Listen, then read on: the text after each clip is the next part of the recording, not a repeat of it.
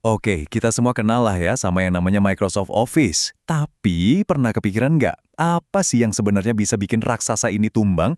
Jawabannya mungkin bakal bikin Anda kaget. Ternyata, jawabannya itu bukan software pesaing yang lebih canggih loh. Bukan. Tapi sebuah pergeseran. Pergeseran fundamental yang bisa bikin seluruh ide tentang Office itu jadi kuno. Tapi sebelum kita bahas ancaman itu, kita perlu paham dulu, sebenarnya sebesar apa sih kerajaan yang udah dibangun Microsoft ini? Ini bukan cuma soal software, ini soal cara kita bekerja. Coba kita bayangin dulu deh, dunia sebelum tahun 90-an. Kerja di kantor itu repot. Semuanya serba fisik dan kepisah-pisah. Ada tumpukan dokumen kertas, ada kalkulator buat ngitung, terus kalau mau presentasi pakai proyektor OHP yang ribet itu, nggak ada yang nyambung. Terus boom, datanglah Office. Dan ini bukan cuma gantiin alat-alat tadi ya. Office itu merombak total cara kerja kita jadi satu proses digital yang nyambung semua. Dari ngetik di Word, datanya bisa langsung masuk ke Excel, terus hasilnya bisa dibikin presentasi keren di PowerPoint, semuanya terintegrasi.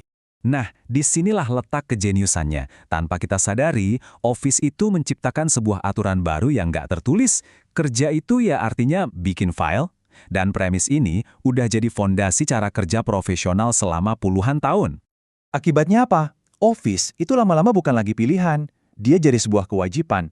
Seluruh dunia bisnis standarnya pakai Office, jadi mau nggak mau, kita semua harus ikut. Inilah yang menciptakan efek lock-in yang kuat banget. Kayak sebuah benteng yang nggak bisa ditembus. Format filenya jadi standar, keahlian pakai Office jadi syarat kerja, dan semua perusahaan dan pemerintah pakai ini.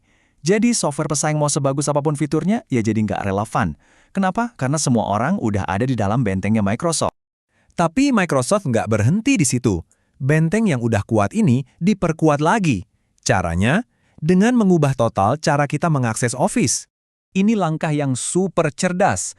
Dulu kita beli sekali, udah, software itu jadi milik kita selamanya. Sekarang, kita menyewa lewat langganan.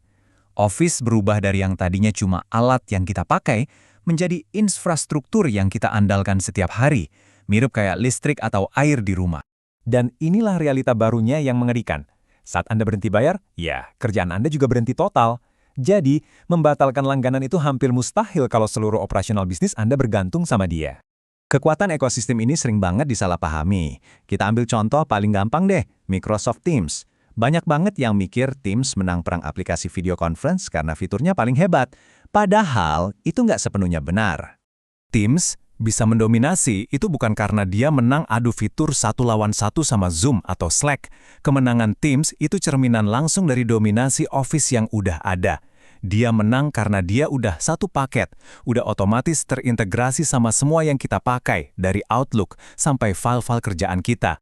Jadi, kalau pesaing sekelas Google aja nggak bisa nembus benteng ini, terus apa dong yang bisa? Nah, ancamannya ini unik, bukan datang dari pasukan lain yang menyerbu. Ancamannya itu kayak perubahan iklim di dunia teknologi, yaitu kecerdasan buatan atau AI.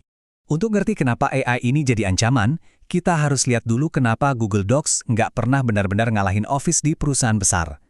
Singkatnya gini, Google itu fokusnya ke kita, ke individu, biar kerja lebih gampang dan kolaboratif. Tapi Microsoft, dia ngerti permainan yang lebih besar. Perusahaan itu butuh struktur, kontrol, audit, persetujuan. Dan Office dirancang untuk melayani semua kebutuhan organisasi itu. Nah, ini dia inti dari semuanya. Ancaman AI yang sebenarnya itu bukan untuk menciptakan Word atau Excel yang lebih canggih. Bukan. Ancaman terbesarnya adalah teknologi AI ini bisa membuat Word dan kawan-kawannya itu jadi nggak perlu dipakai lagi. Coba deh bayangin alur kerja masa depan. Kamu nggak lagi buka PowerPoint, pusing mikirin desain, masukin data satu-satu. Nggak, kamu tinggal ngomong aja ke AI, tolong buatkan presentasi kinerja penjualan kuartal terakhir fokus ke pasar Asia. Terus AI langsung menganalisis semua data dan jreng, presentasinya jadi. Di dunia kayak gini, proses membuat file itu cuma jadi langkah perantara yang ribet dan bisa dilewati aja. Dan ironisnya, justru disinilah letak titik lemah terbesar dari kerajaan Microsoft yang kelihatannya tak terkalahkan itu. Dengarin baik-baik, kelemahan terbesar Microsoft adalah Office itu terlalu kuat. Justru karena dominasinya begitu absolut di paradigma kerja itu bikin file, Microsoft jadi sangat rentan kalau paradigmanya sendiri yang berubah. Ini namanya perangkap dominasi. Karena seluruh dunia udah terlanjur membangun cara kerjanya di atas Office, jadi susah banget buat Microsoft dan juga pelanggannya untuk pindah ke cara kerja baru yang tanpa file. Mereka semua terjebak dalam kebiasaan lama. Office berisiko jadi alat buat ngurusin masa lalu, bukan buat ngebangun masa depan. Lantas, apa artinya ini semua buat masa depan? Ya, Microsoft sekarang ada di persimpangan jalan yang sangat kritis. Mereka harus memilih, mau melindungi masa lalunya atau mau berani menyambut masa depan. Dan ini poin yang paling penting. Kerajaan Office ini kemungkinan besar nggak akan runtuh karena dikalahkan pesaing. Dia mungkin runtuh karena perannya di dunia, tiba-tiba lenyap begitu saja. Jadi usang. Jadi Microsoft punya dua pilihan. Pertama, mereka bisa jadi penjaga masa lalu. Jadi semacam pengelola arsip canggih buat semua file-file lama kita. Pilihan kedua, mereka harus berani jadi sistem operasi untuk masa depan.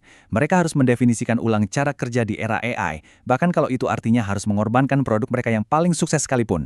Pada akhirnya, pertanyaan ini bukan cuma buat Microsoft, tapi juga buat kita semua. Di dunia yang serba AI nanti, apakah inti dari pekerjaan kita masih seputar membuka aplikasi dan membuat file?